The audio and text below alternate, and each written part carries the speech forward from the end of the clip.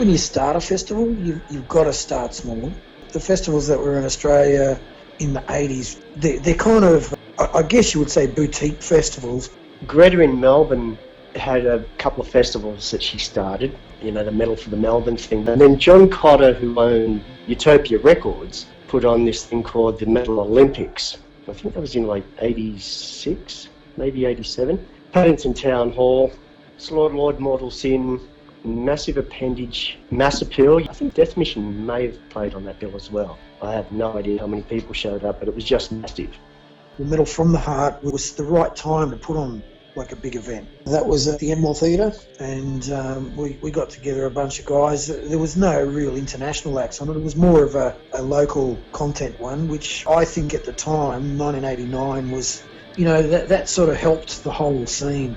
It didn't really break down the barriers, but it chipped away at the walls. You know, it kind of got metal into the face of where we wanted it to be. And Metal for the Brain as well, and there were some good festivals in Brisbane. You know, there's good little boutique festivals all around Australia. That, my first festival, so Mortal Sin's Drumstick. Super cool.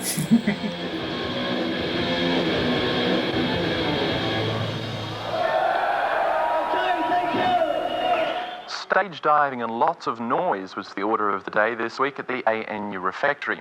6 bands played at the venue for the Metal for the Brain benefit concert. It was the guys in Armored Angel, particularly Joel, the drummer and vocalist. He had a friend who was subject to alcohol-induced violence, and basically after going out on his 19th birthday, he got punched in the head, fell back, hit his head. A young man named Alec Hurley, who has since left this world, bless him. But Joel came up with the concept and the idea of starting a charity event called Metal for the Brain.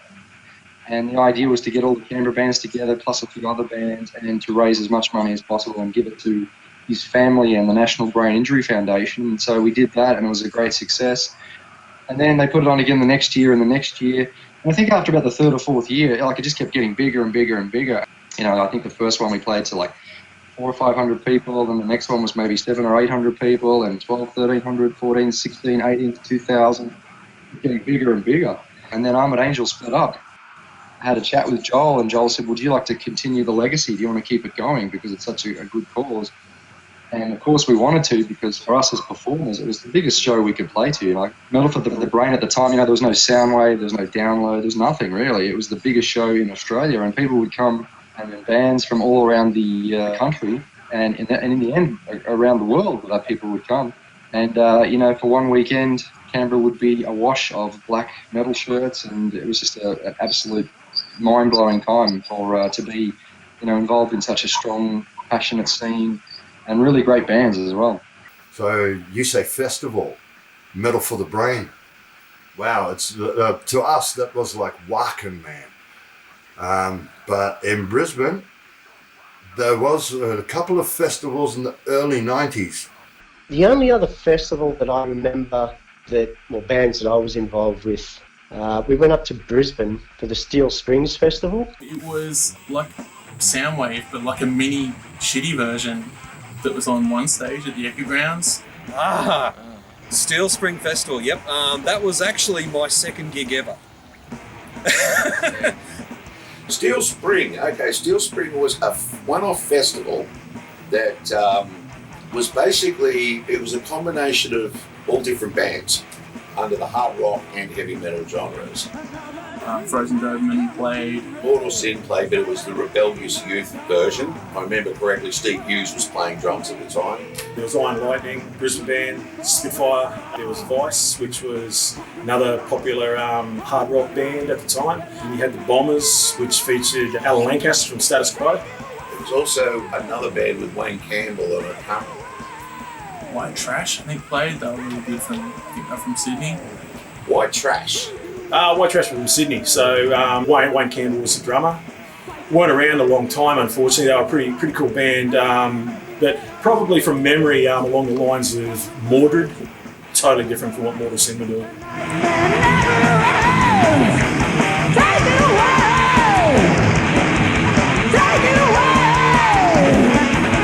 And Mortal Sin headlined that with Roxas. Roxas Roxas, whoever. Yeah, Roxas. Yeah. On the headliner was Roxas, which was a hair band. They had the plug pulled on them. I think they did 1.5 songs due to the noise restrictions for the RBH hospital across the road. Sadly, they never did a second one because I thought it was quite good. Yeah, it was just one. Yeah, one gig. Yeah. They were trying to do it like an ongoing annual festival every year. Absolute schmozzle, unfortunately. There was very little promo. But there's a lot of money that was injected in it. Bands didn't get paid. There was a whole heap of stuff that went on, and then the crowds didn't show up. Yeah, there wasn't enough people. So very little people turned up, but it was a good day. It was a really good day.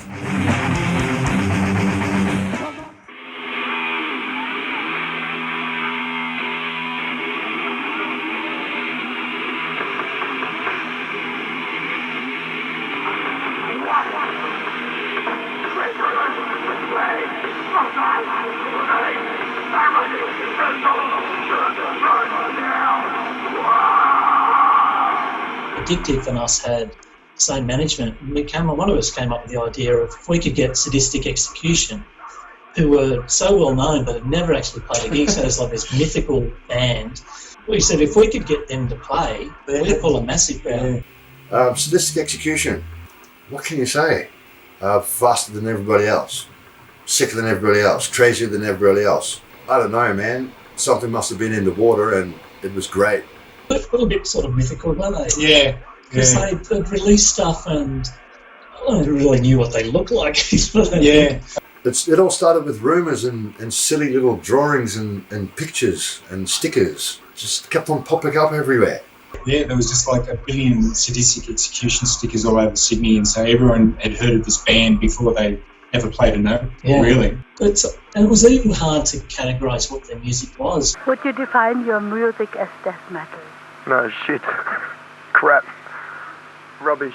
Bullshit. Some of them had spent some time in men's hospitals, I think. Although that could be rumour. There was so much rumour about these guys. The rumours kept on getting bigger and bigger, and about, oh man, safety pins through their arms, and they're playing faster than anything you've ever heard. These guys wear Nico, and you're just going, really, man? That sounds too good to believe. Mind you, this is the same time that Glenn Benton's burning crosses into his forehead. We convinced them to play their first ever show at this place, the Mars Club, which I think fit 350 people. It was us, Addictive, another band that we used to play with a lot called FU Relic. That's another story why they called FU Relic. With Sadistic Execution as the headliner. And 500 people turned up. It was a massive crowd. 500 people, which for us was the biggest crowd we ever played to anyway. And then the next weekend we all got on a bus and took it down to Melbourne. And a couple of the guys didn't sleep for the whole 2 days. Yeah, it was like, And I remember with Wayne Campbell, who was the original drummer from Mortal Sin, hadn't slept the whole weekend. He had his sunnies on and he fell asleep in some roadhouse at Goulburn, holding the menu with his sunglasses on. The lady was trying to take his order, but he'd fallen asleep. But he was just sort of like a statue. I thought he was dead. He drove down on the Friday night to Melbourne, played Saturday night at the Sarah Sands Hotel.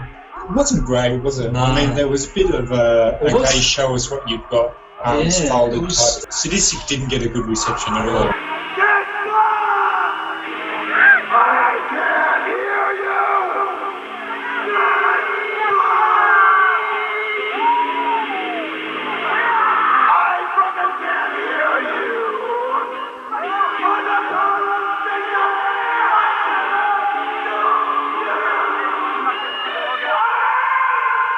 And they didn't care, and they still don't fucking care. Yeah, it was memorable show anyway. I just remember on the way back, somebody had fallen asleep and they painted his face with liquid paper. Like corpse makeup. With corpse makeup, before corpse makeup was a thing. And then texted over the top, and it was just like, that was probably the mildest thing that happened.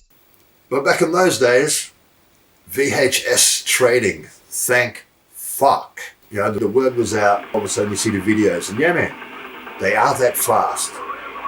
They do draw on themselves with Nikos. Everything you ever heard was real. The most probably absolutely unheard of to 90% of the metal community, let alone the world.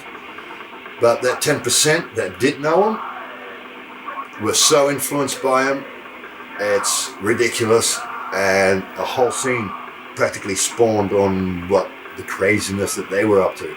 I myself am a victim of that craziness. One of the most underrated, unknown, heavy influence bricks Australia has ever released.